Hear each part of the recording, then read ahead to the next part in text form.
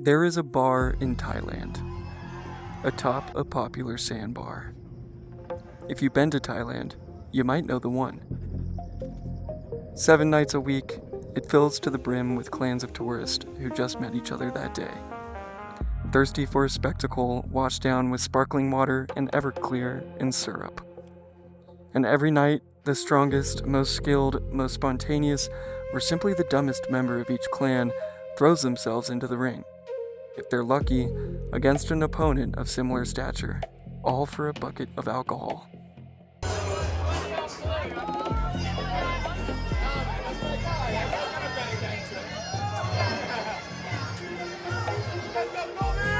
To understand where I fit into all of this, and how I ended up shirtless in a Thai boxing ring fighting a Russian soldier for a bucket of alcohol, we have to start with the much stranger reason I keep coming back to Thailand every year. I've been coming to Thailand for a few years now. Every February, same time, same reason. The temples are beautiful. Aliens. The food is mouth-watering, leg-trembling, somehow magical. The islands, the chaos, the people who receive me with a kind of warmth I still don't fully understand.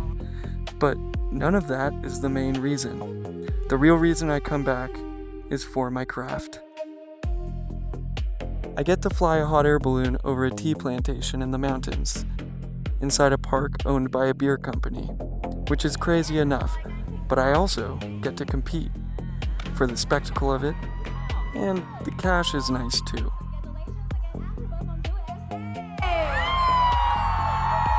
Singha Park Chiang Rai International Balloon Fiesta runs every February, right around Valentine's Day. 30 plus balloons from 13 countries, 60 Thai artists across 5 nights. It just won gold at the Pinnacle Awards, which is basically the Oscar of international festivals for Best Entertainment Program. The crowd is almost entirely Thai families, couples on Valentine's Day, some of them even getting married. And me and the other pilots are usually among the only faraway there.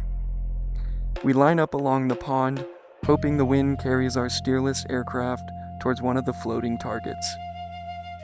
Most of us end up just dunking ourselves. The person holding all of this together is Peach.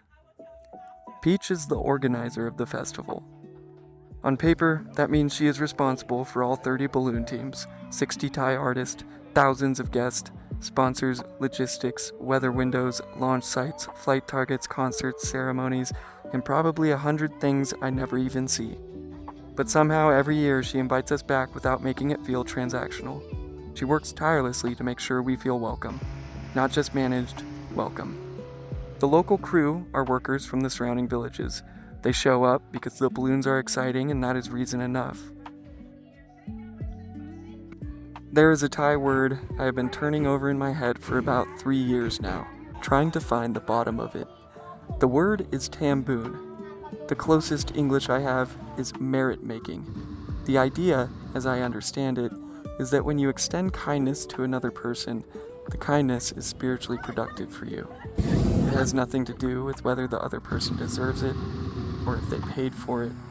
The act itself is the point. You are not being generous to someone. You're being generous, and they happen to be in front of you. That kind of unconditional kindness is what I can't stop thinking about. It's what I can't get enough of, and it took me 4 years of coming back here before I could even begin to understand why Peach is the way she is. After the festival every year, all the foreign pilots scatter. Some go to Vietnam, some go to the islands to get drunk on Phi Phi for a week. For years, that was me. I'm not above it. Phi Phi is incredible. Exactly once. Unless this is your idea of travel. I mean, don't you want to drink your alcohol by the bucket? There is a version of Thailand that is very easy to find. Beaches, buckets, scooters, cheap hotels, cheap luxury, fire shows, reggae bars, a tourist dream. But that's not Thailand. At least, not the Thailand I want to remember. Parking lot. Double-decker parking lot. No, yeah. definitely fit at least 2 levels here. Thailand had been trying to show me something deeper, and I was too busy being a tourist to notice.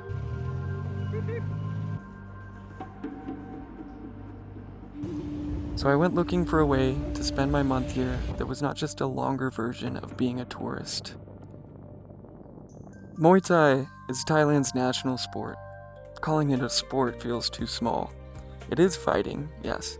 The martial art of 8 limbs. Fist, elbows, knees, and shins. But the deeper you look at it, the less it feels like entertainment, and the more it feels like a language, a way of life, a way of speaking through the body. A language I did not speak a lick of. That is something. Here, I want to take it. Just a hamburger. 2 years ago, I stumbled upon a camp on a remote island. A beach view, 2 sessions a day, 2 real meals,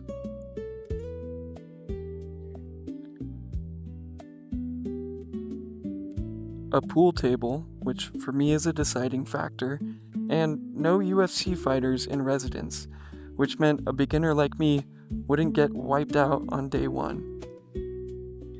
I booked 6 weeks. Growing up with 7 older brothers, I was used to a fight, but this was not fighting in the backyard for who gets a turn on the trampoline. This was a national sport, a martial art, a living piece of Thai culture, something to take seriously. And I was about to find out how little I understood about all of it. This is Hans. He is a 62-year-old real estate and facilities manager from Holland. He comes to Thailand every year to sing karaoke, clear his head, and get in the ring. How long have I been doing Muay Thai? Well, I'm 62 years of age. So I understood that in order to lose, not to lose that many power in your muscles, as they call sarcophonie, when you get older, you need to build up your muscle power. Right. So I thought I'd start fitness training. But I was quickly getting very bored, very bored of pushing and pulling the heavy weights, the irons. So half a year ago, I bought some gloves, started training in kickboxing. Hans found that he fits right in with the joyous nature of the Thai people. They have it in their heart to share and to care. And that's something which is in my heart as well. The camp is full of people like this. People who stopped treating their life as a fixed thing and started treating it as something they could rearrange. These are just a few of them. A British woman named Lucy, who works with autistic kids and is traveling the world on a tent budget. I just told myself I'm gonna go and live life, travel the world, and when my money's got to the point where I've only got like my flight left and a bit more for when I get home, that's when I'm gonna go. A New Zealander named Dylan, who runs his own gym in Australia, and came to Thailand to upskill and take his shot at the Thai circuit. What's like one thing you tell someone back home if they said that this was unrealistic? That's bullshit. If you went towards it, you would get it. A 65-year-old English master house painter named Terry, who's been coming to Thailand for 18 years. Well, I've decided to engage myself in the reduction of the population of barracuda on the coastline because I understand it's a serious problem. So I said I'll do what I can. So I bought this fishing rod and I set myself up with the various wires and things because apparently they've got big teeth. And I'm going to hire a kayak out there and see how many I can pull in. See how many fingers I've got left when I come back.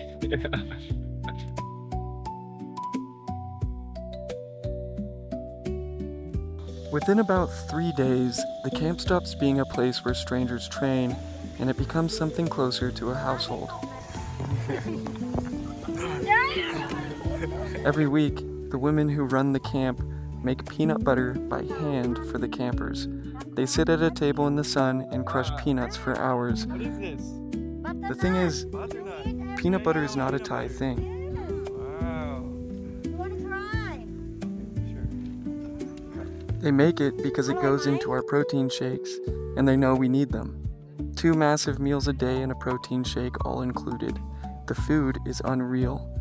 All thanks to Sama, every plate made from scratch with love, and always enough for whoever shows up hungry. I came to this camp carrying my American operating system. Work comes first. If I have a deadline, training can wait. So I would skip a session here and there to get something finished. No big deal. Nobody's tracking me, and at the end of the day, I'm a paying customer. Except they are tracking me. The women know. They do not say it directly. That is not how it works here. It's a look, a comment timed so perfectly, you almost miss that it was aimed at you. Oh, you're here today.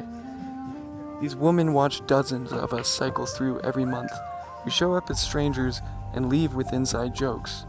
They are the mothers of this place, the older sisters, the ones who make it a family instead of just a gym with a pool. That is Tamboon in practice. Kindness as a daily discipline. And I was gonna need every bit of it to get through what came next. That was a bad idea. By my third session at camp, I could not complete the basic drill. 20 consecutive kicks.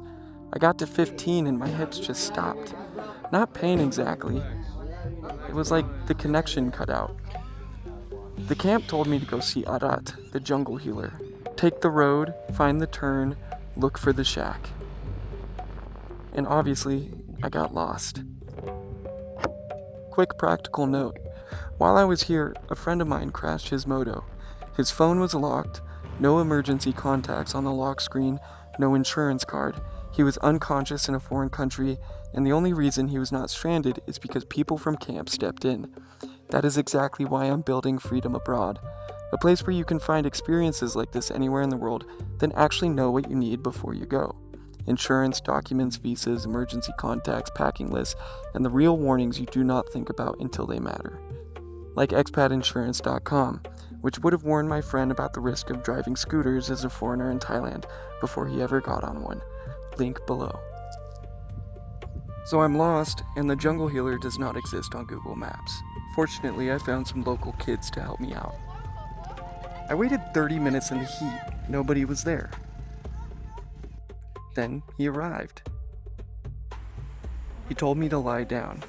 He disappeared into a back room and came back. It might have been a different guy, but I was face down on a foam pad in my underwear and not exactly in a position to question it. For an hour, I did not feel dramatically better. It felt closer to voluntary torture than a massage, a series of pressure points seemingly designed to make me wince. But when I stood up and tried to lift my leg, I had full range of motion. The man did not care where I was from, what color my skin was, what language I spoke. He just wanted to heal me and take my money, which, fair. And that is the part of Thailand I'm learning needs to be respected and held on to. By the end of week 4, I had a left kick. 4 weeks of throwing the same kick. Wrong. Injured, stiffed, confused. 4 weeks of my trainers standing there saying nothing, which I eventually learned does not mean you're doing it right. It means keep going until you do. And then one day, like the kick had been waiting for me to stop fighting, it was just there. Very good. Yeah. This is D. When I first came to camp 2 years ago, D was a 17-year-old kid training between military enlistments. He is now the head trainer. The lightness he had as a kid, the laughing, joking, the joy in the work, none of it has gone away. He just channels it into us now. That is Sanuk. Fun, enjoyment, play. Not laziness, not pretending the work is easy, just the refusal to make hard things heavier than they already are. In Thailand, joy is not something you save for after the work. At least from what I saw, joy is part of how the work gets done. This is what really set the culture apart for me. Where I come from, seriousness looks like tension. Grind, prove, keep score. But here, I watch people train through pain, heat, bruises, and exhaustion without making the room miserable. And a lot of them, like these kids fighting in the ring, were third my age. The work was serious, but the energy was light. The combination did not make any sense to my American operating system, but it worked. The more I watched D, the more I realized Muay Thai was not just teaching me how to hit, it was teaching me how to take a hit and keep smiling. Some of my campmates, came to Thailand specifically to fight. And near the end of my time there, they had a big title fight in Phuket. Dylan needed this one. His last fight had ended undecided on a technicality. And Noah, the quietly determined Swede, had done 12 years of MMA back home and came to Thailand because he wanted more confidence in real fights. Yeah, that's what I need to work on. That's what I was like lacking in my MMA fights. I didn't believe in myself.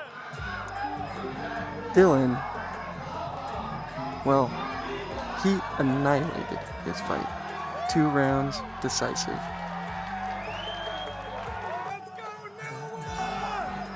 Noah crushed his as well.